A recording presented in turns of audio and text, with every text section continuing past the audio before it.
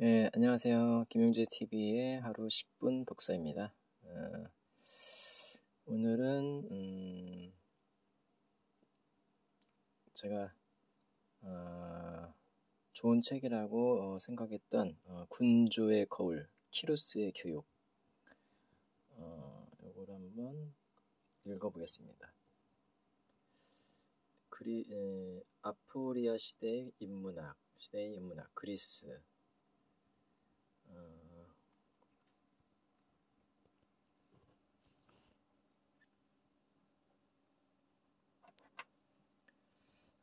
아포리아 시대의 기록, 아포리아 시대의 인문학, 군주의 거울, 리더의 자질이 없는 자는 척박한 땅에 만족하라. 헤로도토스의 역사, 반복되는 역사 속에 드러나는 인간의 본성.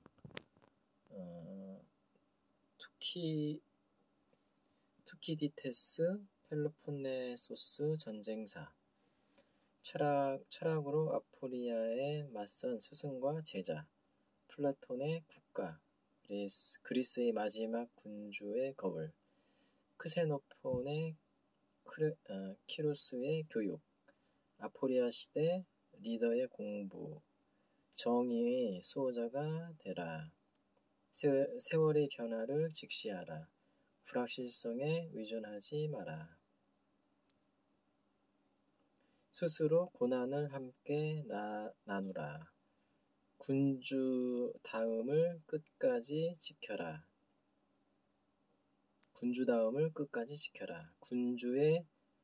군주의 아내도 군주다. 사람들은 군주의 뒷모습을 본다.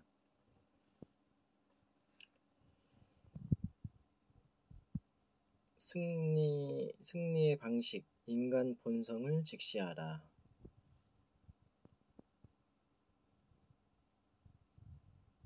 레거시를 남겨라. 초심을 잃지 마라. 제국은 사람이다. 김상근 지음.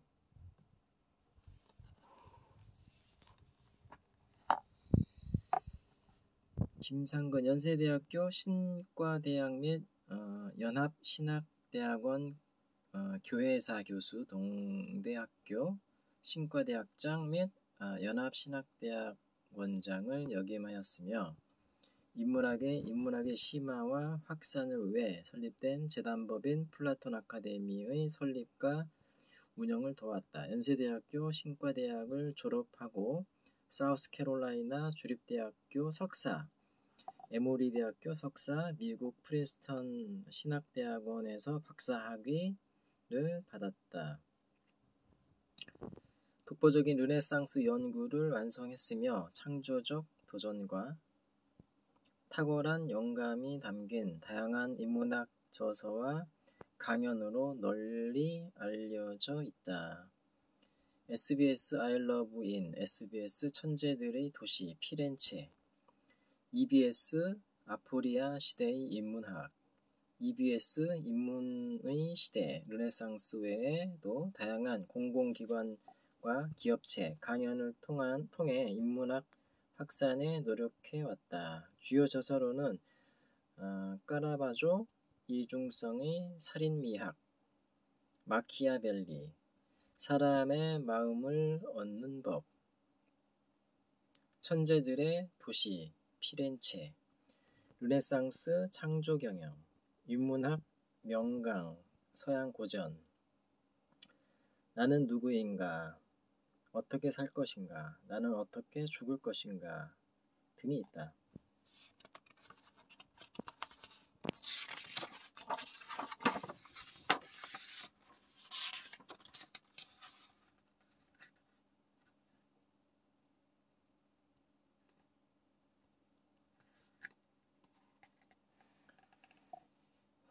일러두개. 본문의 외래어는 국립국어원의 외래어 표기법을 따랐으며 인용문의 경우 역자의 번역을 존중했다. 특히 고대 그리스를 표기하는 방법은 헬라스가 정확하나 혼란을 막기 위해 본문에서는 그리스로 사용했다.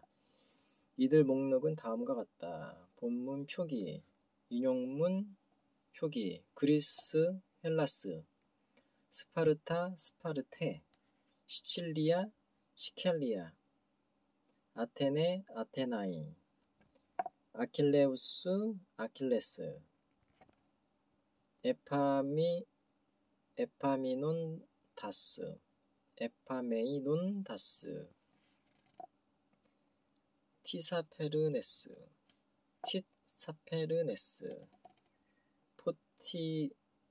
포티다이아,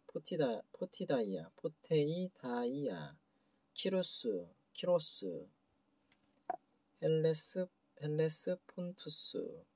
헬레스폰토스.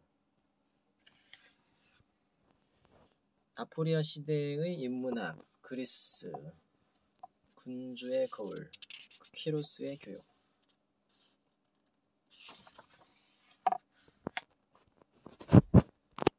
숙였던 고개를 들고 밤하늘의 별을 바라보는 것.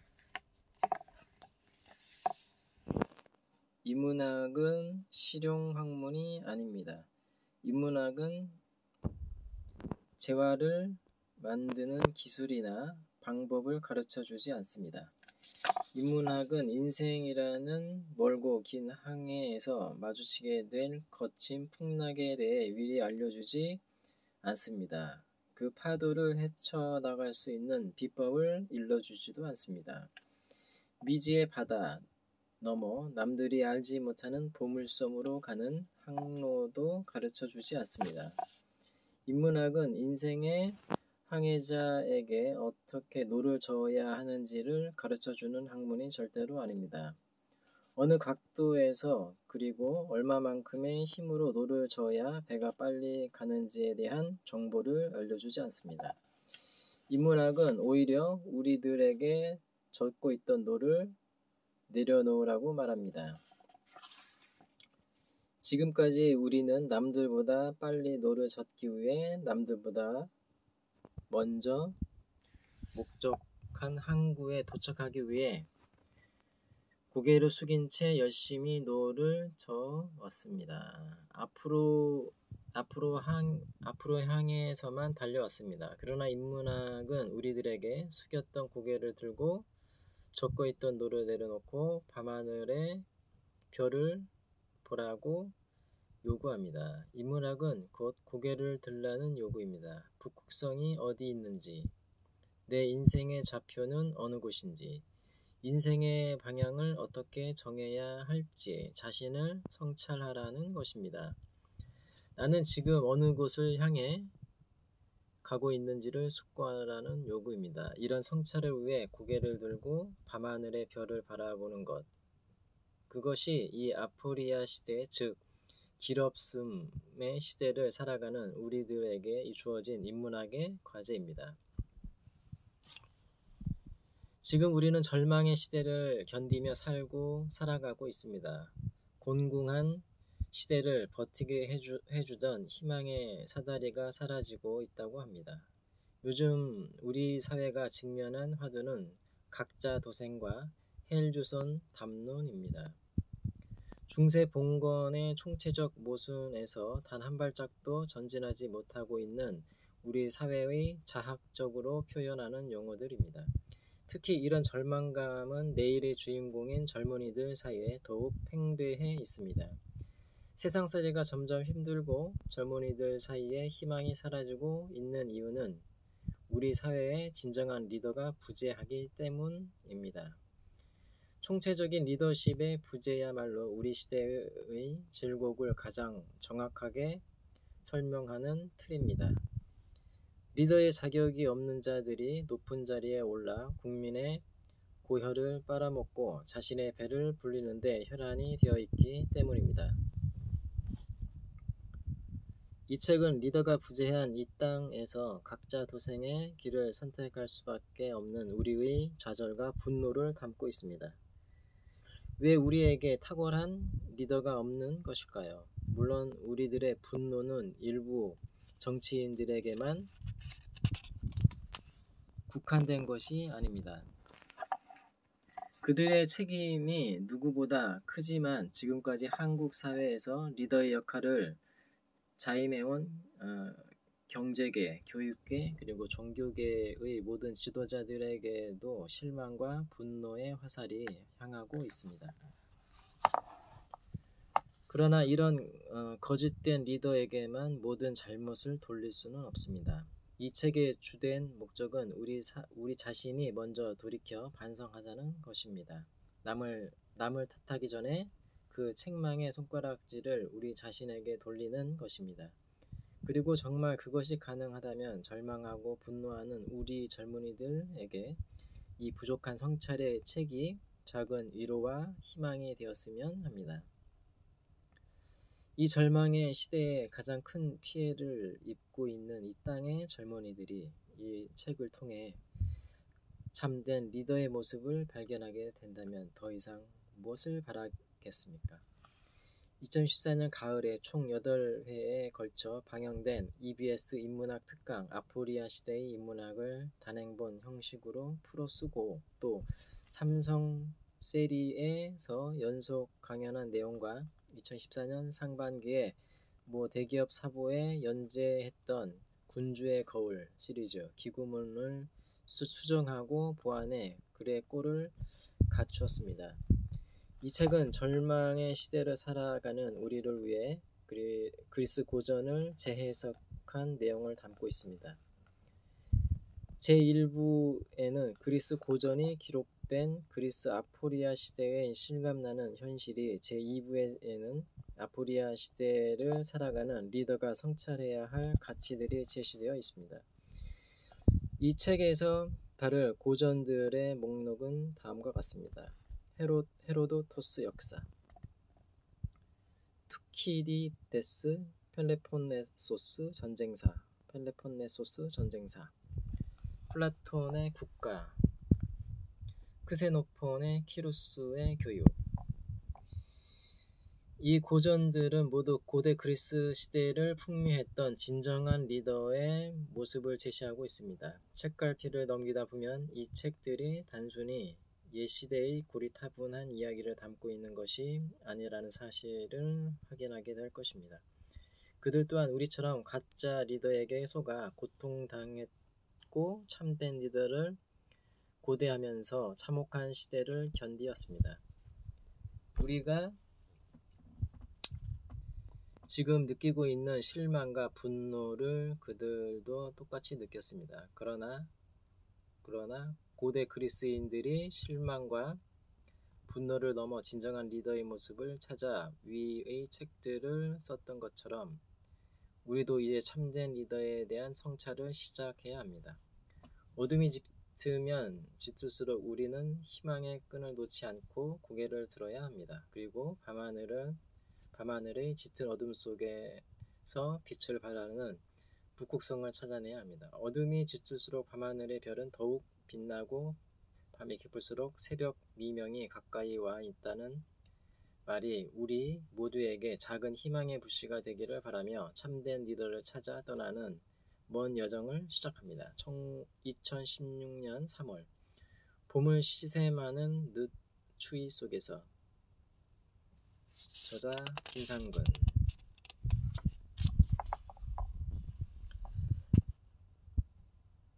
아포리아 시대의 기록.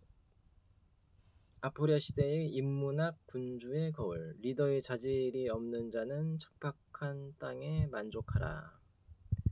반복되는 역사 속에 드러나는 인간의 본성. 철학으로 아포리아에 맞선 스승과 제자.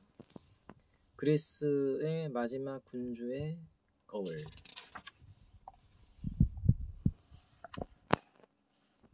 아포리아 시대 리더의 공부.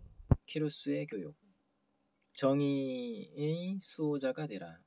세월의 변화를 직시하라. 불확실성에 의존하지 마라. 스스로 고난을 함께 나누라.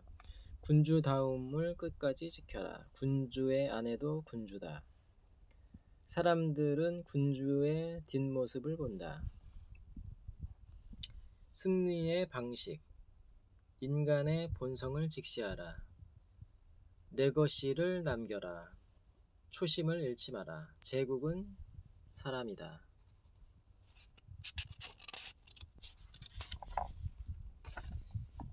아포리아 시대의 기록, 역사, 펠로폰네소스 전쟁사, 국가, 키로스의 교육. 아포리아 시대의 인문화, 군주의 거울. 비극은 왜 반복되는가? 지금으로부터 약 20년 전인 1994년 10월의 어느 가을 아침, 버스를 타고 등교하던 32명의 어린 학생들이 영문도 모른 채 죽음을 맞이했다. 전쟁이 일어난 것도 아니고 백주의 테러가 벌어진 것도 아니었다. 한강을 가로지르던 멀쩡한 다리가 갑자기 내려앉은 것이다. 이렇게 발생한 성수대교 붕괴 사건은 터무니없는 부실공사와 불법 과적 차량들의 위법적 질주가 그 원인이었다. 이 황당하기 짝이 없는 사고는 CNN과 BBC의 전파를 타고 전 세계에 생중계됐다. 당시 미국에서 유학 중이던 나는 CNN이 보도하는 이 뉴스 특보를 보며 망연자실했다. 이듬해인 1995년 6월 강남 한복판에 서 있던 삼풍백화점이 무너져 내렸다. 원래 이 땅은 주거용지로 상가나 백화점 시설이 아예 건축 허가를 받을 수 없는 곳이었다. 그런데 버젓이 건물을 짓고 백화점 영업을 하고 있었다. 백화점이 붕괴되면서 영문도 모른 채 쇼핑을 하던 고객들이 매몰되는 참사가 또 벌어진 것이다. 더 넓은 백화점 매장을 확보하기 위해 건물 골조에서 기둥 역할을 하는 벽을 아예 없애버렸고 지름 800mm의 고장력 철근 16개를 박아넣도록 설계되어 있던 각 층의 기둥에는 지름 600mm의 부실한 철근 8개만이 채워졌다고 한다. 그 상태라면 머지않아 건물이 무너져 내릴 것이라는 사실을 백화점의 경영주나 인허가를 담당했던 구청 공무원들이 모를 리 없었다. 그러나 그들의 탐욕과 방심은 제어되지 않았고 그로 인해 무려 502명이나 되는 무고한 사람들이 무너진 백화점 건물 잔해에 깔려 황망하게 세상을 떠났다. 그리고 다시 2003년 대구 지하철 방화 사건으로 192명이나 되는 사람들이 한꺼번에 목숨을 잃었다. 안타까운 것은 방화범이 불을 지른 지하철 차량보다 사고 발생 시 준수해야 할 규칙을 지키지 않았던 후발 진입 차량에서 더 많은 희생자가 발생했다는 것이다.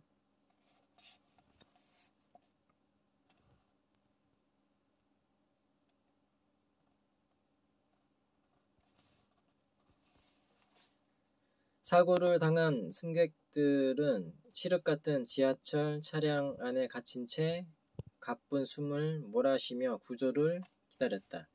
그들이 할 수 있는 일은 손바닥으로 입을 막는 것뿐이었다. 그리고 2014년 4월 16일 전라남도 진도군 해상에서 배수량 6,835톤의 거대한 제주행 여객선 세월호가 갑자기 좌초되는 사고가 발생했다. 그날은 태풍이 부는 날도 아니었고 거센 파도가 위협하는 날도 아니었으며 레이더의 항로를 의지해야 하는 어두운 밤도 아니었다. 이 참사로 무려 304명이나 되는 엄청난 수의 탑승객이 수장되었고 그 희생자의 대부분은 설렘을 안고 제주도로 수학여행을 떠나던 고등학교 2학년 학생들이었다. 사고 자체도 충격적이었지만 사고 후 선박 회사와 선장, 선원, 그리고 해경을 포함한 공권력과 언론이 보여준 후한무치와 무능함은 온 국민을 분노케 했다. 해경은 침몰하는 선체 안에서 대기하고 있던 학생들을 단 한 명도 구해내지 못했고, 사태를 수습해야 할 정부는 그야말로 리더십의 총체적인 부재를 드러냈다. 끔찍한 아비규환 속에서 겨우 살아나온 학생들은 법정에서 울음을 삼키며 선장이나 선원들이 더 위급한 상황에 대한 지식이 많으니 믿어야겠다는 생각을 해서 선실에서 기다렸다. 하지만 도움을 준 어른은 없었다. 깨진 창문으로 바닷물이 급격히 차오르자 친구들끼리 도와 탈출할 수 있었다라고 증언했다. 선장과 선원들이 침몰하는 배를 버리고 앞서 탈출하던 그 순간에도 아이들과 승객들은 그대로 있으라는 지시만 믿고 속절없이 배 안에서 시간을 보냈다. 이런 상태를 아포리아라고 한다. 아포리아는 어떻게 해볼 수 있는 것이 없는 상태, 즉 길 없음의 상태이자 출구 없음의 상태를 뜻한다. 이것은 위기보다 더 심각한 상태다. 위기 상황에서는 그래도 어떤 조치를 취해볼 수 있다. 그러나 아포리아는 더 이상 어떤 조치를 취하는 것이 불가능한 상태다. 아포리아 상태에서 우리는 망연자실한 채 자신의 무지와 무능을 비로소 절감하게 된다. 그리스에서 생겨난 이 말의 원래 뜻은 막다른 곳에 다다름이다.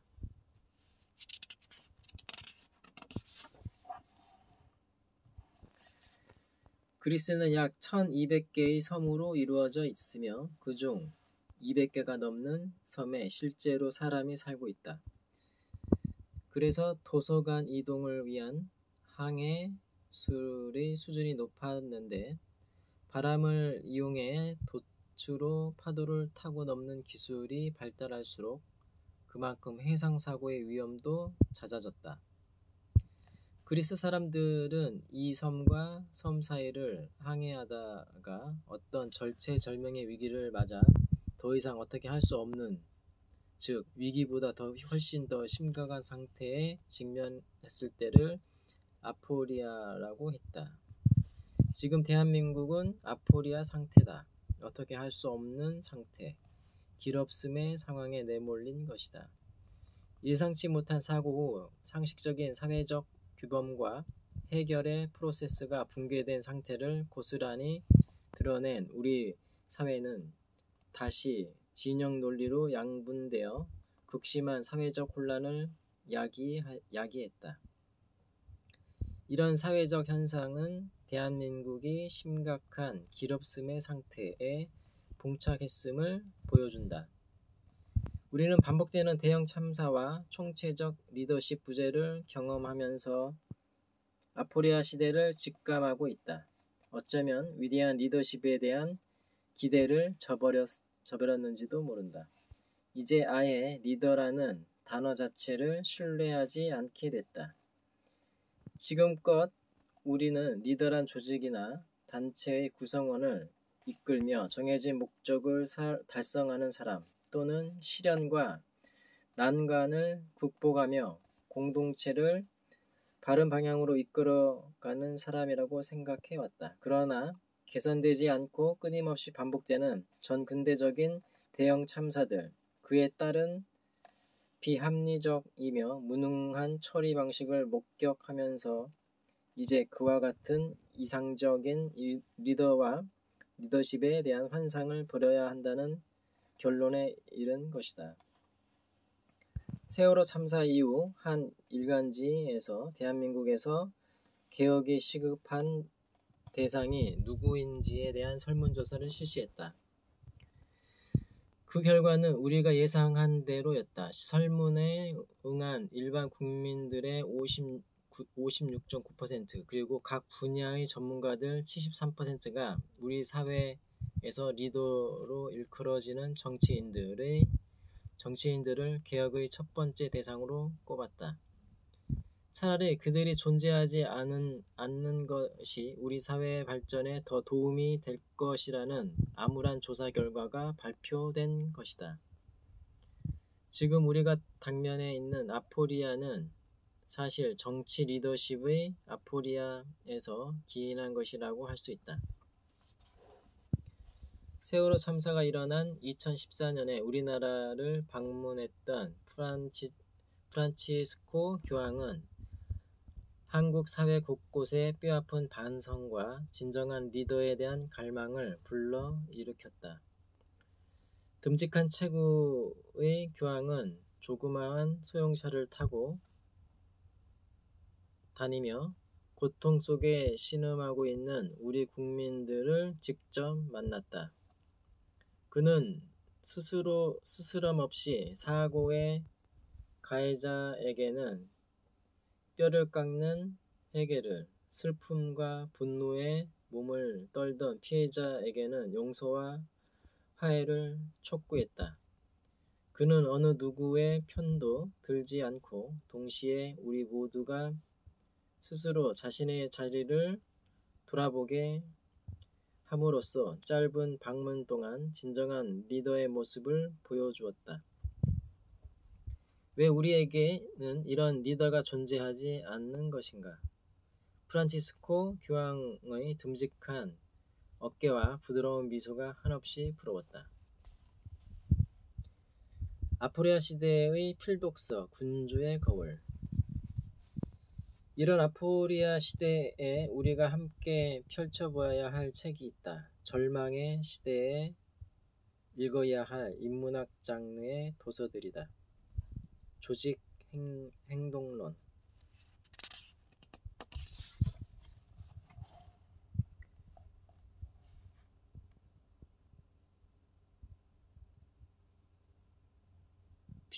비헤이비어에 기초한 기존의 경영학적 리더십 교재는 잠시 덮어두고 참된 리더를 위한 인문학의 고전을 펼쳐보자는 것이다. 아포리아 시대를 극복하기 위해 우리가 함께 읽어야 할 인문학 고전을 군주의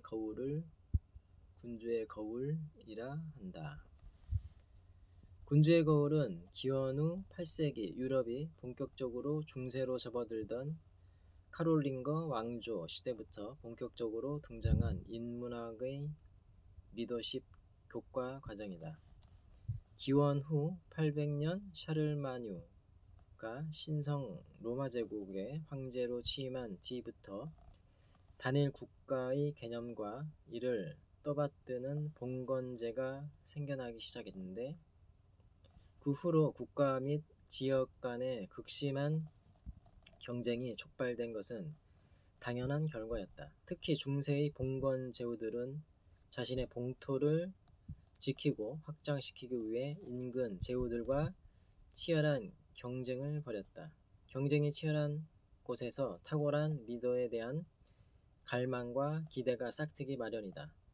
세상이 혼탁하면 할수록 대중의 흐트러진 마음을 다잡고 나라의 미래지향점을 제시할 수 있는 탁월한 리더를 갈구하게 된다. 그래서 기원 후 8세기부터 중세 유럽 사회에서는 타고난 리더를 양성하기 위한 특별한 인문학 교과 과정이 개발됐다. 장차 일국의 장래를 책임질 왕자들을 대상으로 한 리더십 교육의 중대성이 대두되면서 이들을 위한 리더십 교과 과정이 제시된 것이다. 유럽의 여러 나라에서 군주나 봉건 귀족의 자제가 탄생할 때마다 그의 적절한 군주의 거울이 그 나라의 학자나 사제들에 의해 지필됐다. 새로 탄생한 왕자가 마땅히 본받아야 할 거울과도 같은 탁월한 리더의 모델을 제시하기 위함이었다. 그래서 이런 책들을 군주의 거울이라 불렀다. 중세시대에 처음 등장한 군주의 거울은 프랑스 북동부 베르댕이 베네딕토회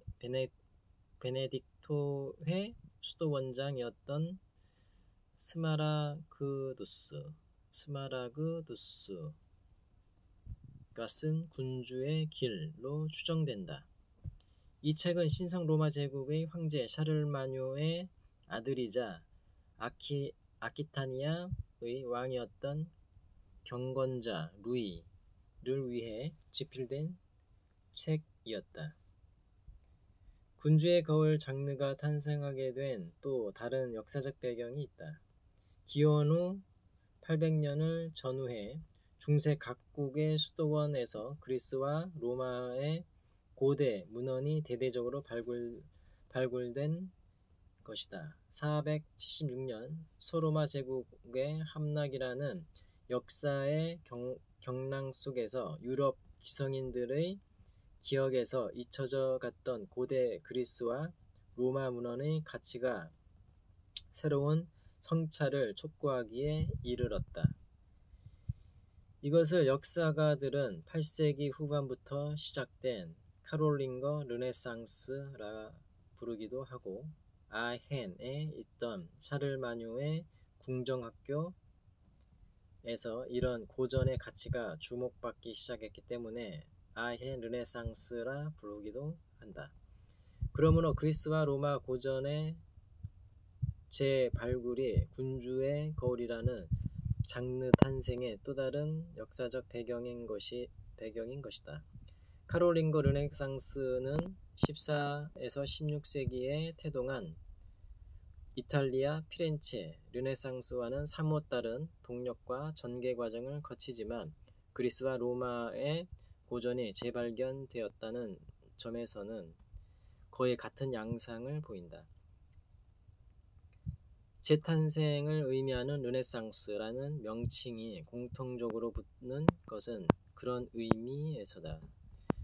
중세 카롤링거 시대의 유럽 수도원들은 새롭게 발굴된 고대 문헌을 집중적으로 필사하면서 움베르토 에코의 장미의 이름이나 영화화된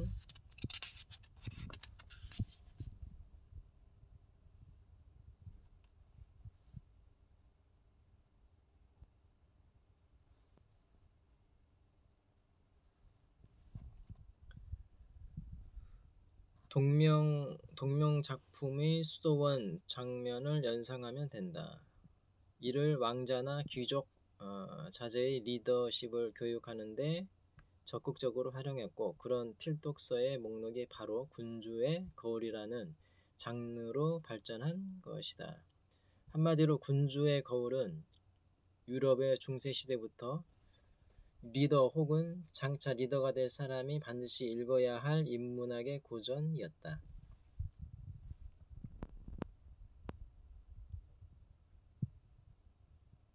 네, 오늘은 여기까지 읽겠습니다. 감사합니다.